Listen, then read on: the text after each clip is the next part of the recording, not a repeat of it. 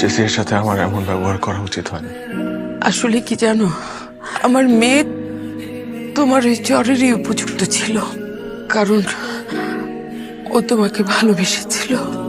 Aunty, ও আমাকে ভালোবাসছে, এই কারণে আমি ওর সাথে এমন করিনি। তাহলে কেন করেছিলে? ও তোমাকে চর মেরেছিল বলে? মানুষের চেহারার পরিবর্তন হলে মনেরও কি পরিবর্তন হয়ে যায়?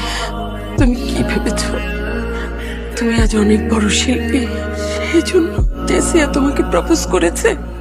মানুষের জীবনে এমন অনেক ঘটনা ঘটে যা সে নিজেও জানে না। আচ্ছা, তুমি তো মেরেছিলে প্রতিশোধ নেওয়ার জন্য। তুমি কি একবারও ভেবেছ ও তোমাকে কেন চর মেরেছিল?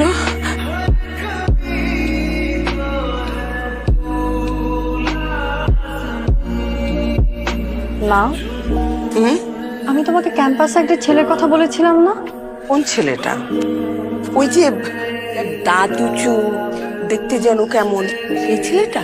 মা, আমি না তোমাকে বলেছি তুমি ওকে এসব বলবা না। ও মা, আমার কি দোষ? তুই তো এভাবে বলেছিস আমাকে, বলিসনি? আমি তোমাকে বলেছি ও দেখতে এমন, কিন্তু ওর কিছু কিছু কাজ আমাকে এত অবাক করছে। মানুষ এমনও হয়? ওকে আবার তোর পছন্দ হয়ে যায়নি তো?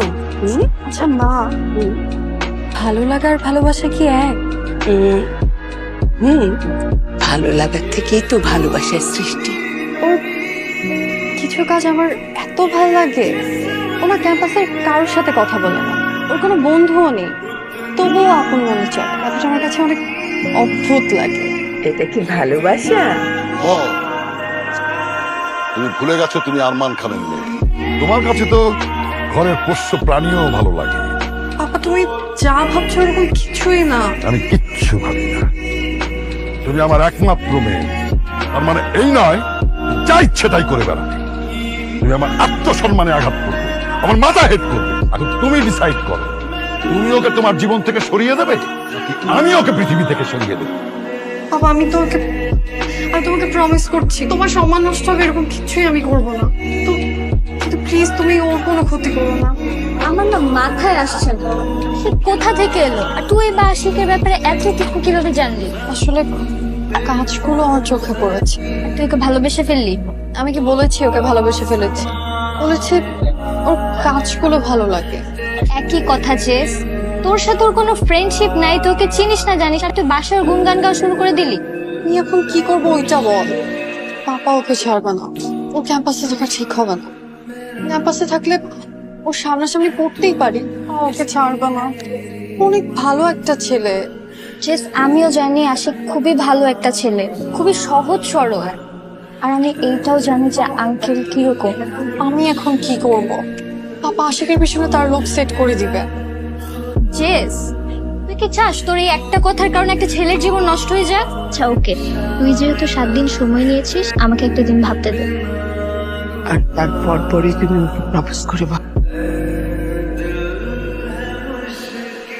Dare you propose me like that? Shayna, দেখো না যে ফ্রেন্ড, দেখো।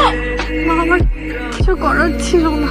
আমি তো তোকে ভালোবেসে ফেলছি। আমি ওর সাথে অনেক অন্যায় করে ফেললাম। কি করলাম এটা? ছিল, ওর তো কোনো দোষ নেই। অন্তত ছেলেটা ভালো থাক। সারা জীবনে অনলাইন নিয়ে থাকতে পারবো না। আমি এটা কি করলাম? তখন যদি ও তোমার সাথে ব্যবহারটা না করতো, তাহলে আজকে তুমি হয়তো থাক। সে কথা, ও তোমাকে সত্যি ভালোবেসেছিল। তুমি জানতে চাইবে না আশিক থেকে ফেমাস সিঙ্গার অ্যাশ কিভাবে হলে? একটা হেল্প লাগবে আপনার। আমাদের ইউনিভার্সিটিতে একটা ছেলে আছে, খুব ভালো গান গায়। সত্যি বলছি, আমার মনে হয় ওকে একটা চান্স দিলে ভালো হয়। আপনি একটু দেখবেন ভাইয়া, আমি পার্সোনালি রিকোয়েস্ট করছি। কিন্তু ভাইয়া প্লিজ, পাপাকে কিছু বলার প্রয়োজন নাই। আপনি জাস্ট একবার ওর গানটা শুনে আসেন।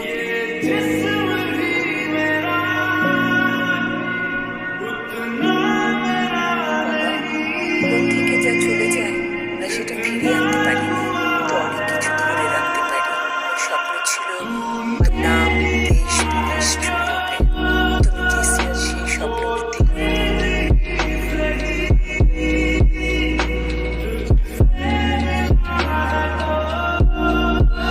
ব্যাস